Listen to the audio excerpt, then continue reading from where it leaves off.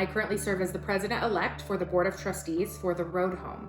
I'm really thrilled to speak to all of you today about homelessness and the road home, but really happy to speak to you on behalf of our friends experiencing homelessness. I'd love to tell you a little bit about my journey to the Road Home organization and why I choose to remain engaged with our focus of housing first, homelessness prevention, and emergency shelter year after year. I grew up in a lower middle class family where we never had much, but we did always have a roof over our heads and food in our bellies. I truly had no accurate idea of what homelessness and poverty looked like until my husband and I became foster parents. When my husband Scott and I met our son Kyller, I can honestly say I was not prepared for the experiences he and his birth mom shared with us. We had many other kids we got to love and care for as foster parents while their birth parents got things sorted out, but none had been homeless. This was new for us. He and his birth mom's homelessness was the end result of other challenges she faced, and the instability of his living situation was traumatic for both of them beyond what I can express in actual words. My eyes were opened. My mind learned things so painful, I wished every day that I could forget them. My perception of homelessness, what caused homelessness, and what solved homelessness was wrong. I wasn't even close in my assumptions. Over the years, our son healed, and I knew I needed to take action.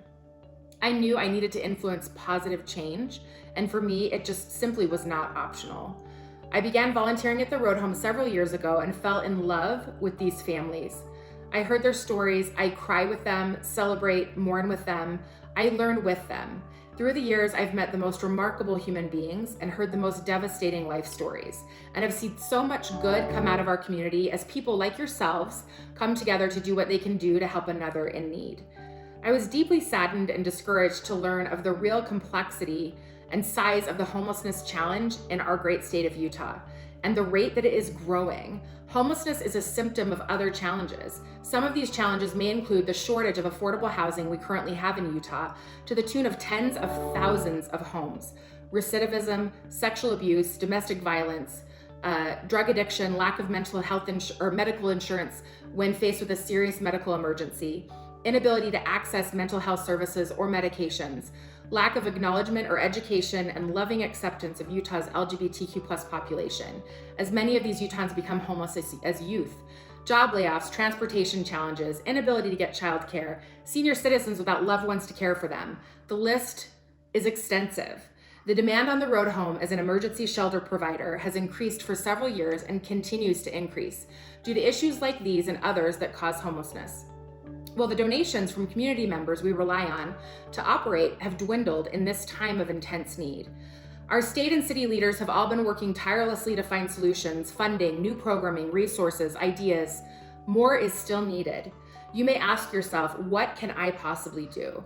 I mentioned the intensity of the issue not to overwhelm you, but to invite you to be a part of the solution. If we work together, we can overcome. For me personally, taking action so far has looked like this.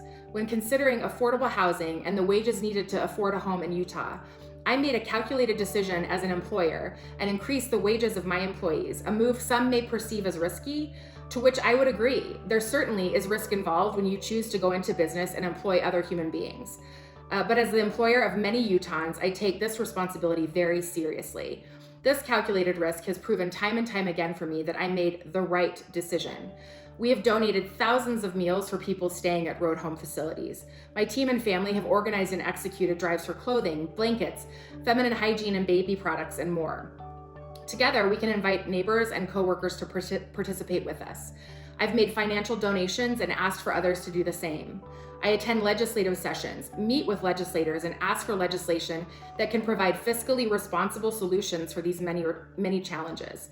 All of you can make a difference. If you feel called to be involved in finding solutions, there are so many ways that you can plug in. We need all of you. No child should ever have to experience what my son experienced. No human being should have to experience homelessness and not have their basic needs met. Contrary to what some may assume, I have yet to meet anyone that has chosen to be homeless.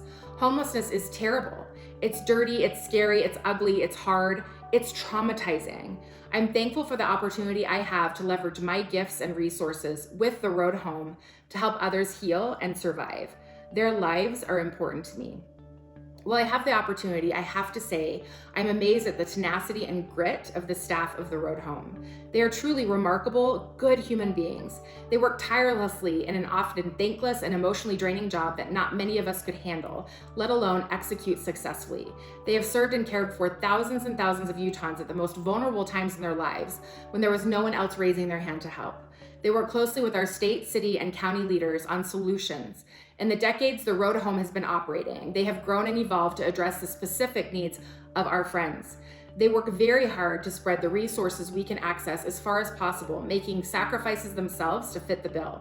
I've witnessed them work with our city and state leadership to create new solutions and new programming, all striving to be good stewards of what they have been entrusted with.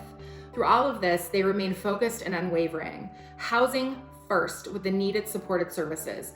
Be here for those in need when they need us the most, 24 hours a day, 365 days a year, and I'm so honored to work by their side and thankful for this tremendous role that they serve. Thanks to each of you for joining us in this fundraiser and being one of the somebodies that we need to solve homelessness in our state of Utah. Thank you.